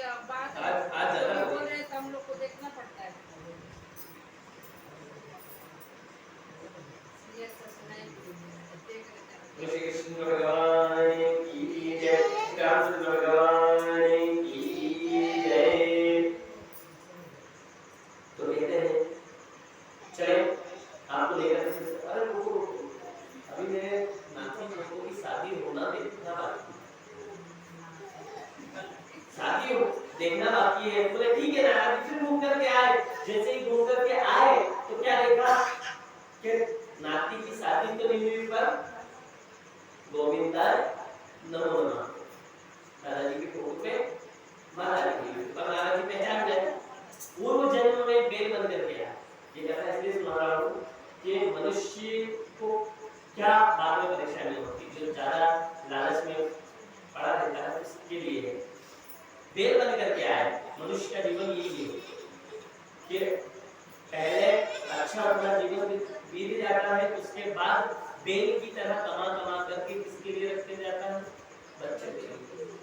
अब बेल से बोलते हैं नारद जी बोले एक काम करो मैं आपको लेकर के चलता हूँ। बोले नहीं ये पड़ोस वाला बेल है ना ये ज्यादा खाता है मैं कम खाता हूँ मैं मेहनत करूंगा तो मेरे बच्चों को पैसा मिलेगा वो पैसे मेरे काम में आएंगे। मेरे जब शांत हो जाऊंगा तो मेरे साल में 16 दिन आते हैं उसमें तिथि पे तर्पण और पिंडदान तो कम से कम करेंगे उसमें पंडितों के लिए मेरे लिए पैसा निकालेंगे इसलिए पैसा कमा करके रखना। फिर नारद जी घूम करके आए जब तक वो बेल योनि से भी मुक्ति को प्राप्त हो चुके। अब वो अगली योनि में कौन सी में आ गए थे कुंडली मारने में इसमें भोले बाबा के। जब तक वो उस योनि में आ गए थे नारद जी ने बोला चलो अब मैं लेकर के जाऊं। बोले नहीं इतनी मेहनत से तो मेरे बच्चों ने मैंने खून पसीने इकट्ठे करके पैसे तिजोरी जमा करी यहाँ पे। अब इस तिजोरी के पास में बैठा हूँ मेरे परिवार का जो आएगा उसको मैं कुछ नहीं बोलूंगा। मेरे परिवार का कोई आएगा तो मैं उसको नाती पोते परपोतों को कुछ नहीं बोलूंगा। अगर कोई और आएगा तो उसको। नारद जी बोले कि अभी भी तुम्हें भगवान के पास जाने की सुध नहीं है। तो बोले ठीक है अब मैं तुम्हें सबक उनके पोते आगे बता श्री कृष्ण भगवान की जय श्री कृष्ण महादेव की जय। जैसे ही नारद जी ने बोला उनके बेटे को उनके बेटे के बेटे परपोतों तक को बुलाया नारद जी ने। बोले एक काम करो तुम एक चीज बता दो तुम्हें कोई डर नहीं है इतने बड़े घर में। बोले क्या हुआ महाराज। बोले तुम्हारे यहाँ तुम्हारे सर्प देवता बैठे हुए हैं और छोटे छोटे बच्चे आंशी जैसे अपनी रिद्धि जैसे छोटे छोटे बच्चे तुम्हारे घर में घूमते रहते तुम्हें डर नहीं लगता। बोले क्या करना। बोले क्या करना देख लो आपके हिसाब से क्या करना। तो जिस बेटे से तुमसे खड़ा नहीं हुआ जाता अब बेटा भी तो गलत होगा कि नहीं होगा। जिस बेटे से खड़ा नहीं हो पा रहा वो भी रक्त बेटा है। उनके पोते थोड़ी सी जिम जा करके हेल्थ अच्छी खासी बना ली वो भी लाया और दो चार सेवा जब प्यार से सेवा करते हो बात अलग है। और दूसरे से सेवा मिलती है तो छोटे छोटे बच्चे जो ढंग से चल नहीं पाते वो भी छोटी छोटी लकड़ी लेकर के अपने परदादा की अच्छी सेवा करते। नारद जी वहां खड़े खड़े बोलते हैं देखो पहले मैंने बोला था क्या बोला था पहले कि भगवान के पास लेकर के चल रहा हूँ स्वर्ग में लेकर के चल रहा हूँ पर आपके पास स्वर्ग में जाने का समय नहीं। अब आपको ये योनि छोड़ना चाहिए। तब जा करके हाथ जोड़ करके बोलते हैं प्रभु मुझे भगवान के पास ले चलो। भगवान ही मेरा उद्धार कर सकते हैं। भगवान ही मुझे सागर से पार करवा सकते हैं। इसलिए प्रभु आप दया करें अब मैं कभी भी इस माया के बंधन में नहीं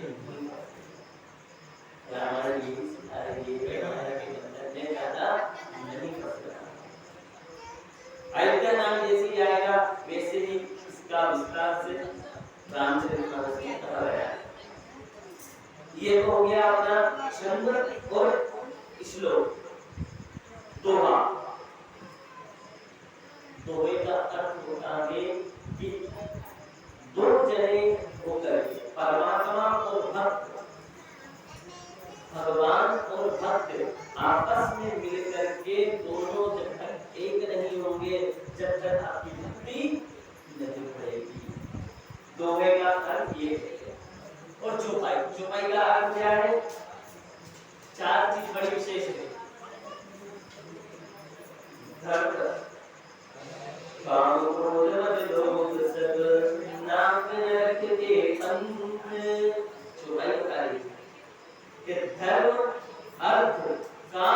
और मोक्ष को देने वाली चौपाई।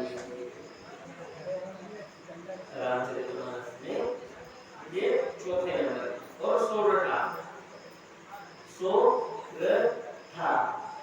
जिसको राम जी के नाम रटने की आदत पड़ जाए, जिसको डंडा मार मार के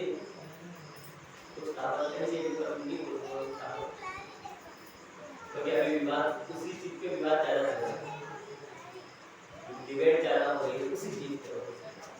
राम जी का नाम जिस व्यक्ति ने रट दिया, राम जी का नाम जिसने ले लिया, वही भवसागर से पार हो सकता है और भगवान में उन सबको नमन करता है।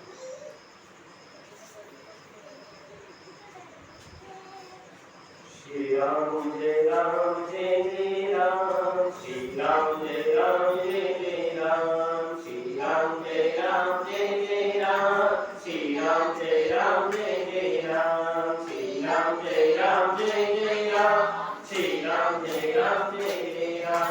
राम कहानी सुनो रे, राम की कहानी, राम कहानी सुनो रे, राम की कहानी।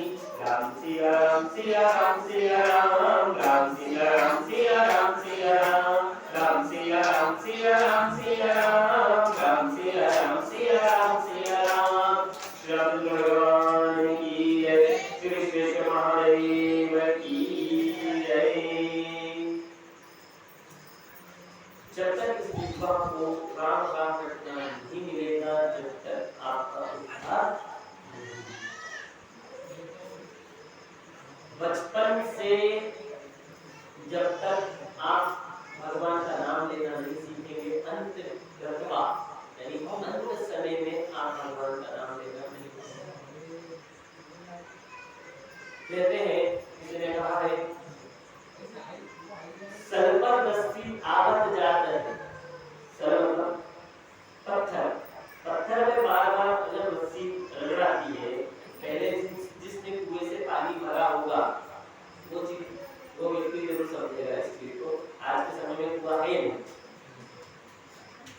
जब कुएं में गिररी नहीं होती, ऐसे ही कुएं ऐसे भी थे, अब गिररी है भी सही हो, 4 लोगों को पानी भरना है तो क्या आप गिररी का इंतजार नहीं करते थे, वो वहीं पे रस्सी से पानी भरा करते थे तो रस्सी पे निशान पड़ जाता था।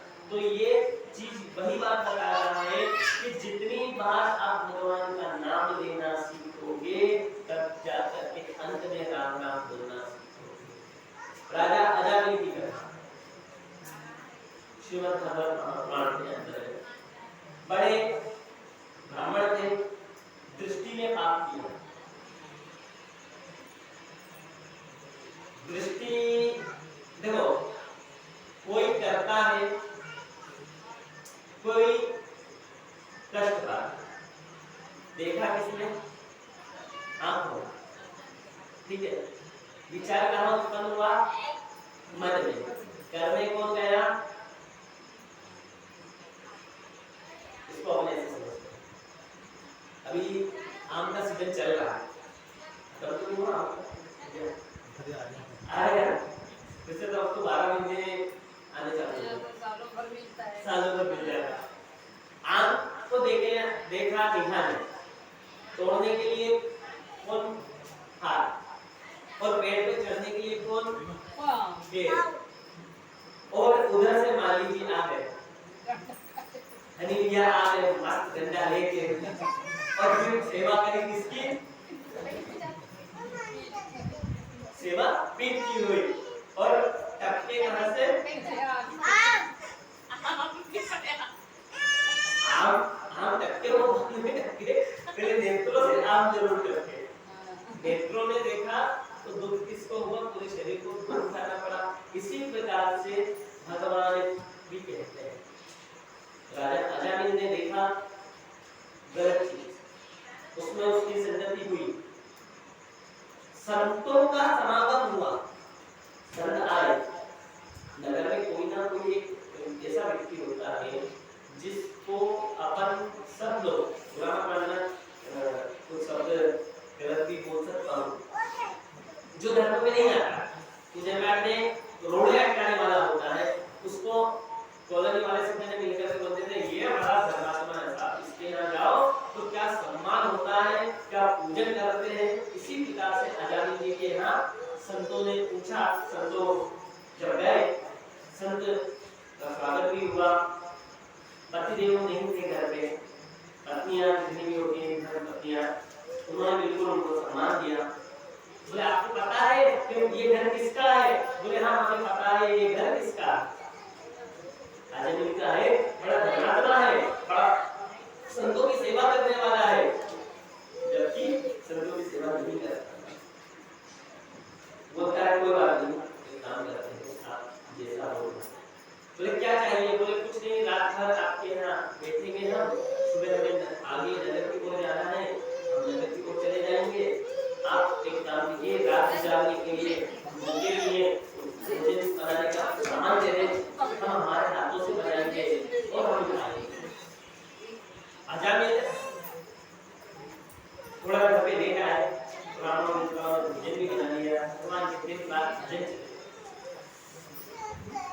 जैसे ही भजन चले उसी समय मन में भाव जागृत हुआ। क्या भाव जागृत हुआ मन में? कि कम से कम भगवान मेरे ऐसे पुण्य करे होते तो आज मैं खुद भगवान के पास नेत्रों से पश्चाताप के आंसू बह रहे हैं, नेत्रों से पश्चाताप के जैसे ही आंसू बहे और आंसू बहते बहते भगवान से कहने लगे प्रभु मुझे भी आपकी शरण प्राप्त। पश्चाताप के जब आंसू देखे संतों ने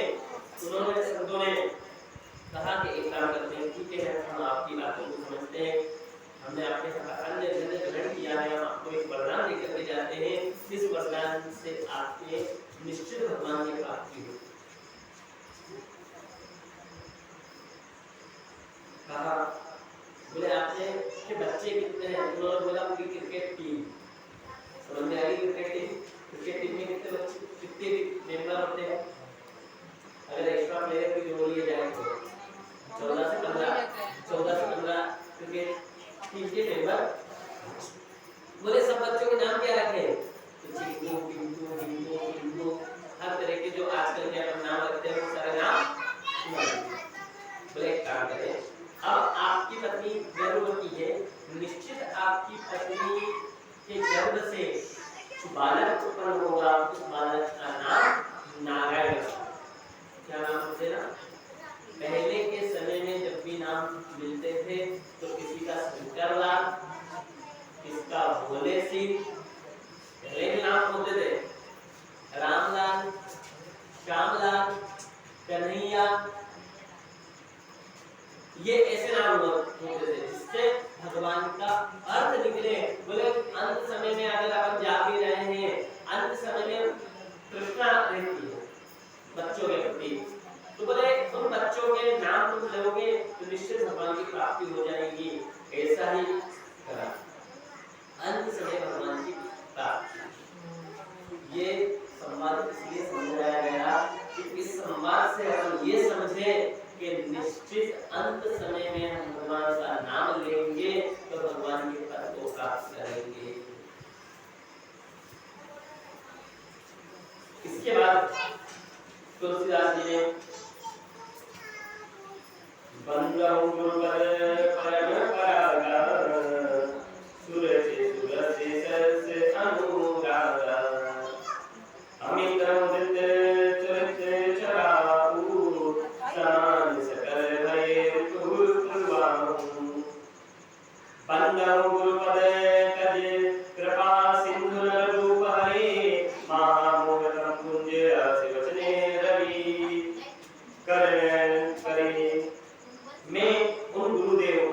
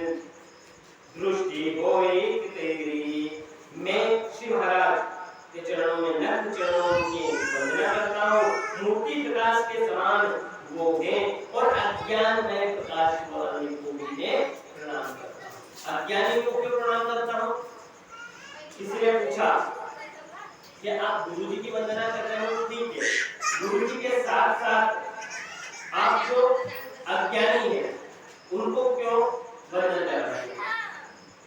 तो कहते हैं जो ज्ञानी व्यक्ति होते हैं वो कभी भी धर्म के काम में टाल नहीं लगाते, रोड़ा नहीं लगता। जो अज्ञानी होते हैं वो जरूर टाल लगाने का काम करते।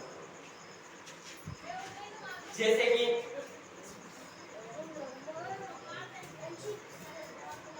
एक कृष्ण यार में हमारे अच्छे काम सब काम अच्छे, इतने सुंदर सुंदर काम हुए, और एक व्यक्ति कोई भी ऐसा होता है वो ये बोलता है ये काम तो अच्छा हुआ, इसमें थोड़ा सा कलाकार और आ जाता तो अच्छा। अरे आपने कथा करवाई तो एक काम करते हैं, इसमें ढोलक वाले की कमी।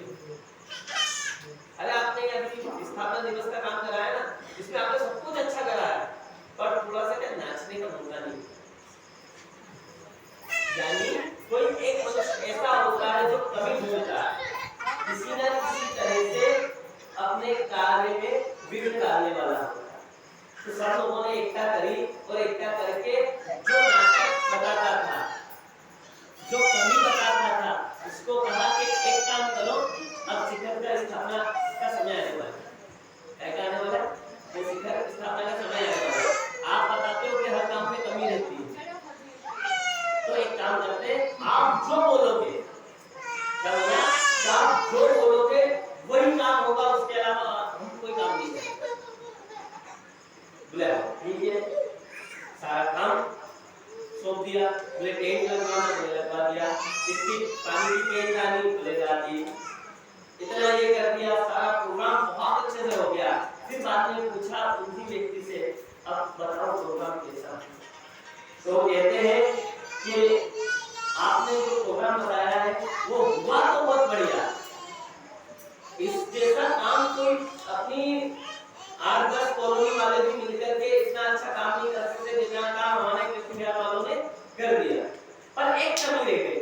बोले क्या कमी रह गई? बोले इतना अच्छा करना नहीं था। क्या बोला? कि इतना अच्छा काम करना नहीं था। बोले इस साल हमने इतना अच्छा कर दिया तो अगले साल और ज्यादा अच्छा करना पड़ जाएगा। और अच्छी बात है। तो इसी तरह से ये प्रसंग इसलिए सुनाया गया है कि आप लोग इस चीज को, इस प्रसंग को ऐसे समझें कि कोई ना कोई अज्ञानी जो होता है उसको भी तुलसीदास जी महाराज ने वंदन किया है कि कमी जो ढूंढे उसको सबसे पहले वंदन कर लिया जाए। जैसा आप सबसे आगे आ जाओ, आप आगे आ जाओगे तो सारी कमी खत्म हो जाएगी। इसलिए गुरुजी को भी वंदना कर रहा हूँ, और जो असत्य है, जो अवगुणों को बताने वाले हैं, उनको भी मैं वंदन करता हूँ। बंदरो प्रथम मुनि सुरचार ना मोहि जीव सब हरना, साधु चरित्र सुचरित्र उपासु निरसे विरते गुण फल जासु। संत चरित्र कृपा के चरित्र के समान, जो सबका शुभ करना जानता है वो कभी भी किसी का बुरा करना नहीं जानता। संत जिसका फल निरस है और गुण की खान जिसको बताया गया, जो हमेशा गुण की चीज देता है। इसमें सभी गुण तत्व रखता है और अवगुण जितने भी होते हैं उनको दूर करवाने के लिए कोई ना कोई छोटा छोटा रास्ता भक्तों के लिए ढूंढता रहता है। कोई ऐसे सुधरेगा, कोई राम नाम के जाप से सुधरेगा, कोई कृष्ण नाम के जाप से सुधरेगा, कोई शिव जी के नाम के जाप से सुधरेगा, कोई मां के नाम के जाप से सुधरेगा। बोले जिस तरह से जो व्यक्ति सुधरे उसको सुधारने का काम गुरु ही करते हैं। हरि कथा, हरिहर कथा विरजनी पानी, विभिन्न प्रकार से रूप में कथा कलयुग में पापों का नाश करने वाली है और सूर्यवंत यमुना जी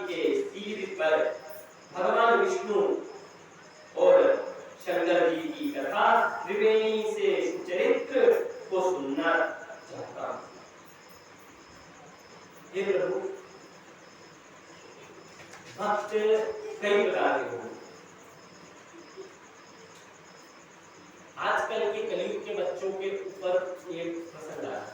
कैसा ये प्रसंग आ रहा है कि आज के समय में किसी बच्चे को बोल दे कि जाओ भगवान के मंदिर पे जाकर के अगरबत्ती लगाना, 2 घंटे वेट करके भगवान के यहाँ जाप कर लेना, या 10 मिनट वेट करके भगवान के यहाँ जाप कर लेना, 7 कमर दुखती है।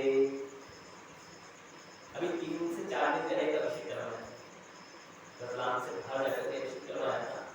उस समय आप लोगों मालूम मेरा स्वास्थ्य भी थोड़ा सा ज़्यादा था, क्योंकि किसी कारण से जाना था।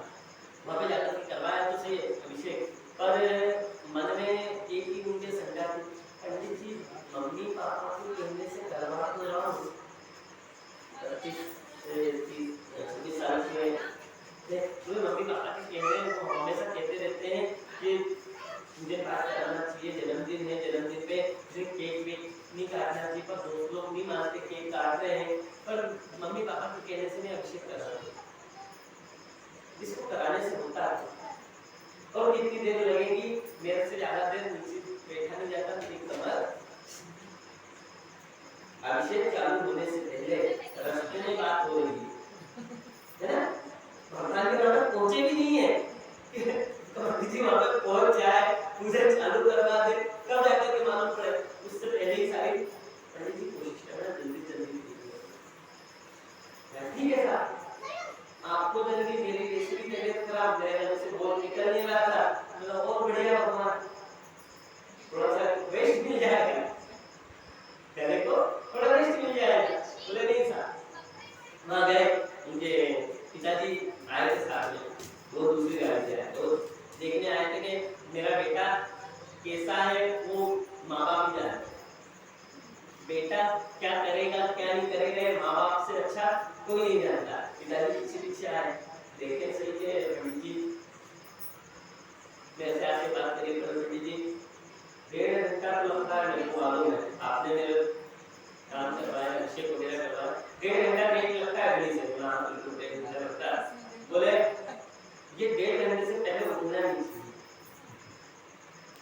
बेटा क्या बोल रहा था रास्ते में, पंडित जी जल्दी से जल्दी करते हैं, और पिताजी क्या बोल रहे हैं कि 1.5 घंटे से पहले गेट के बाहर चला नहीं जाए। पिताजी नहीं खड़े हुए, तो मेरे को देख करके अच्छा भी लगा, कम से कम पिताजी आज के समय में ऐसे भी पिता है जो अपने बच्चों की सख्ती करते हैं, देखते हैं। एक चौपाई है सुंदरकांड की, ढोल दवार सूद पसुनारी सकल ताड़ना के अधिकारी, ये चौपाई है सुंदरकांड की, ये चौपाई है। इसमें सब जने क्या बोलते हैं कि स्त्रियों को और ढोलक को पीटना चाहिए, ये इसका अर्थ निकाला। ताड़न का अर्थ ये कहा जाता है कि बच्चों में जिस प्रकार से आप निगाह रखते हो, बच्चों में आप निगाह रखते हो, उसी प्रकार से पत्नी पर भी निगाह रखना, ताड़ना नहीं। वो कहाँ जा रही है, उसके साथ कौन जा रहा है, कोई गलत व्यक्ति तो नहीं जा रहा, कोई गलत काम तो नहीं हो रहा, ये अपनी निगाह में रखना, ताड़ने का अर्थ ये कहा जाता है। शंकर भगवान की जय, मोर तुलसी वाले की जय। कहाँ पे रहते हैं आप, कौन से जगह पे रहते हैं? सारे बोल रहे हैं, वो जगह पे पूरा करके आके कौन सा जगह पे? गुरु के बारे में, गुरु के बारे में चर्चा चल रही थी। शिष्य आजकल के कलयुग के शिष्य हो गए गुरु के साथ। मैं किसी बच्चे का नाम नहीं ले रहा हूँ, तो कुछ गलत मतलब नहीं कर रहा, पर मतलब अच्छा निकलना चाहिए इसका। एक पिता अपने बालक से परेशान हो गए थे, बोले ये कभी भी भगवान के मंदिर नहीं जाता, भगवान का नाम नहीं लेता, भगवान की पूजा पाठ नहीं करता, एक काम करते हैं गुरु जी के पास जाते हैं और उसको छोड़ देते हैं। पिताजी ने बच्चे को कहा, बोले ठीक है मेरी शर्तें हैं। बोले क्या शर्तें हैं? मैं जल्दी नहीं उठूंगा, मेरी मर्जी पड़ेगी तब तक मोबाइल चलाऊंगा, मेरी मर्जी पड़ेगी, जब मैं सो के उठूंगा मुझसे नहाने का कोई नहीं बोलेगा, उठते से मुझे चाय चाहिए। पिताजी को सारी लिस्ट है, जैसे अपने को लिस्ट मिल जाती है ना कि मुझे 9 बजे से पहले उठाना, अपने को भी मिल जाती है कि मैं, तो ऐसे ही लिस्ट थमा दी। दूसरा, गुरु जी के पास गए, गुरु जी को भी लिस्ट थमा दी, गुरु जी अगर रखना है तो मेरे नियम से रखोगे आप, मेरे नियम से, मेरी शर्तों के हिसाब से आप मुझे रखते हो तो कोई बात नहीं, मैं आपके यहाँ रुकने के लिए तैयार हूँ। आप मुझे यहाँ पर रोक ले, मैं यहाँ रुक जाऊंगा, आपके यहाँ सब कार्य आराम से होगा और मुझे किसी को डिस्टर्ब मत करना। बोले कोई बात नहीं। एक दिन गुरु जी के नजर में आया, बोले ठीक है, मैं भी इसका गुरु हूँ और एक बार तो इससे भगवान का नाम लिखवा कर रख दूंगा, अगर मैंने इससे भगवान का नाम नहीं लिख पाया तो मैं गुरु नहीं। और गुरु अपनी हट में आ जाए, कहते हैं 3 हट बड़ी फेमस है, पहली स्त्री, दूसरी गुरु। अगर अपनी हट पे आ जाए तो सारा काम करवा देते हैं। और तीसरा बात, वो भी अपनी हट पे आ जाए तो बिल्डर जो चाहिए तो चाहिए ही चाहिए, नहीं तो रोड पे लोग लड़ी जाती है, उसको चाहिए तो चाहिए ही चाहिए। इसी प्रकार से वो भी करते हैं। बोले ठीक है, एक दिन जंगल में गए, जंगल में जाकर के रुके, अच्छी कथा सुनाई, पर जिसका कथा में मन नहीं लग रहा था वो तो अपने आज के सुनने वाला था। कौन चला भगवान की कथा की तरफ नाम ध्यान नहीं दिया, कोई बात नहीं, ध्यान नहीं दिया। बड़े भगवान का स्मरण करते हुए उन्होंने कहा कि एक काम करो, तुम राम जी का नाम लेना, श्री राम का नाम लो तो बस, और कुछ नहीं। बोले फिर उससे क्या होगा? बोले कुछ नहीं, तुम एक बार श्री राम जी का नाम ले लो। बोले ठीक है, राम जी का नाम लेता हूँ मैं। उसने जैसे तैसे करके राम जी का नाम लिया। गुरु जी बोले मेरा बेड़ा पार।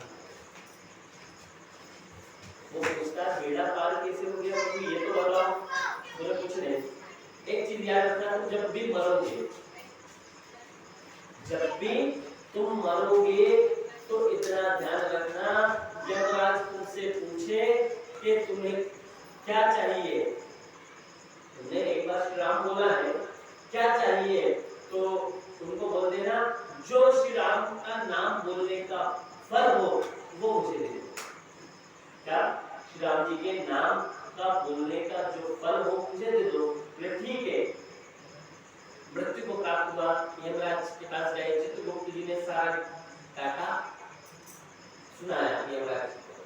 इसने जिंदगी में कभी भी पुण्य कार्य नहीं किए, हमेशा पाप किया है, बस एक बार इसने श्री राम बोला अपने जीवन में, मात्र एक बार श्री राम बोला है। बोले तुमने श्री राम बोला है, इसका तुम्हें पुण्य क्या चाहिए? बोले जो इसका पुण्य हो वो मुझे बता। 5 मिनट हो रहे हैं, तो इस चीज को आप जरूर ध्यान से सुनिए। राम जी का नाम लेने का क्या पुण्य है? सभी यमराज जी ने लिस्ट निकाली, चित्रगुप्त जी ने लिस्ट निकाली, फलाना पुण्य करने से ये होता है, फलाना पुण्य करने से ये होता है, पर राम जी का नाम लेने से क्या पुण्य होता है ये हमारी डायरी में तो, हमारे सॉफ्टवेयर में तो चला ही नहीं है। नए जमाने के बच्चे हैं तो वो बातें भी जरूर बोल रहे हैं, सॉफ्टवेयर में है नहीं तो आप कहां से क्या करें? बोले सॉफ्टवेयर बनाने वाले कौन? सॉफ्टवेयर बनाने वाले ब्रह्मा जी। बोले एक काम करते हैं, ब्रह्मा जी के पास लेकर के गए, यमराज जी ब्रह्मा जी के पास लेकर के जाते हैं, इसको जिसने जीवन में एक बार श्री राम बोला, केवल एक बार श्री राम बोला है। ब्रह्मा जी के पास जाते हैं, ब्रह्मा जी से बोला कि श्री राम बोलने का क्या पुण्य है? ब्रह्मा जी भी बोले कि मेरे मेमोरी से लॉस हो चुकी है, रजनी की तरह। तो बोले क्या करना चाहिए? बोले जो दिन रात, क्या दिन रात राम जी का जप को जपते रहते हैं वो कौन है? कैलाशपति महादेव, विश्वेश्वर महादेव। बोले उनके पास चलते हैं। उनके पास जाकर के पूछा कि आप दिन रात राम जी का जप करते हो, दिन रात राम जी का जप करते हो, ये बताओ कि राम जी का नाम लेने से क्या पुण्य प्राप्त होता है? भोले बाबा भी बोलने लगे कि राम जी का नाम लेने से क्या पुण्य प्राप्त होता है, मुझे भी नहीं मालूम। बोले फिर क्या करना चाहिए? बोले जिसका नाम है उसी से जाकर के बात करें, उसी से पूछें। तो किसके पास गए? क्षीर सागर में कौन रहते हैं? विष्णु भगवान, जो पूरी सृष्टि का पालन करते हैं। उनके पास जाकर के पूछा कि ये बताइए श्री राम नाम को बोलने से क्या पुण्य प्राप्त होता है, ये हमें बताएं। तो कहा कि श्री राम नाम का जाप करने से क्या पुण्य प्राप्त होता है? बोले वो भी मुझे नहीं मालूम। जब भगवान विष्णु को भी श्री राम नाम जप का मतलब नहीं मालूम, तो किसी संत ने यहाँ पर ये कहा है कि राम नाम लेने का पुण्य ब्रह्मलोक में घूमना। मैंने इसलिए बोला था कि ये बात जरूर ध्यान से सुनना कि श्री राम जी का नाम जीवन में एक बार बोला तो ब्रह्मा जी के ब्रह्मलोक में चला गया। कोई जा सकता है? नहीं जा सकता। उसके बाद फिर कहाँ गया? कैलाशपति महादेव के पास। और फिर तीसरे जगह कहाँ चला गया? विष्णु जी के पास। बोले मैं कितना जानता हूँ कि एक बार श्री राम जी का नाम लेने से मनुष्य जो है विष्णु भगवान को भी प्राप्त कर लेता है, विष्णु पद को भी प्राप्त कर लेता है। इसलिए मनुष्य को चाहिए कि कम से कम जितना समय मिले उतना समय भगवान के नाम का जाप करना चाहिए। हम भी भगवान का जाप करेंगे। और श्री रामचंद्र भगवान की जय। प्रसाद तैयार कर लें। खाली अंदर है, इधर कोई जना है और खाली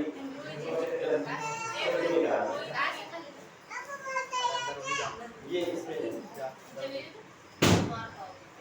श्री रामचंद्र भगवान की जय। सीताराम हनुमान सीताराम हनुमान सीताराम हनुमान सीताराम हनुमान सीताराम हनुमान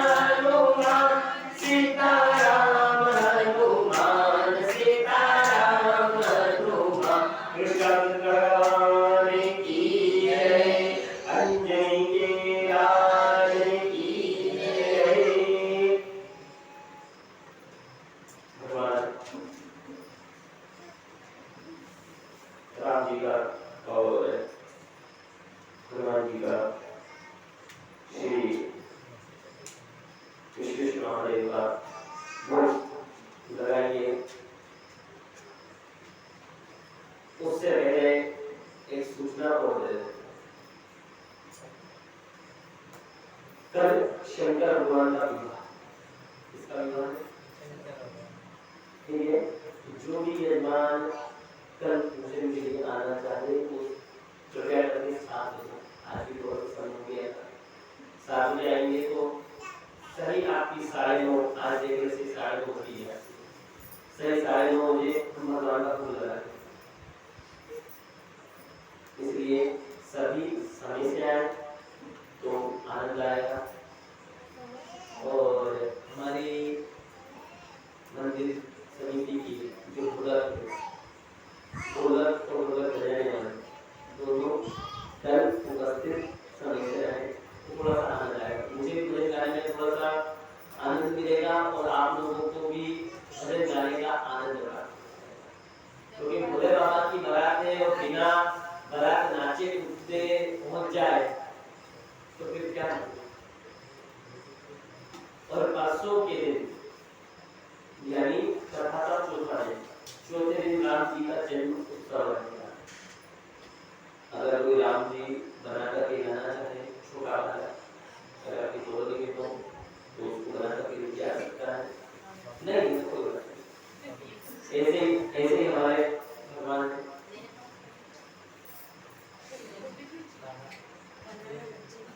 अगर बच्चा हो नहीं हो तो एक काम करना, जिसके पास राम दरबार का वो जरूर लेगा, जिसके पास वो जरूर लेगा।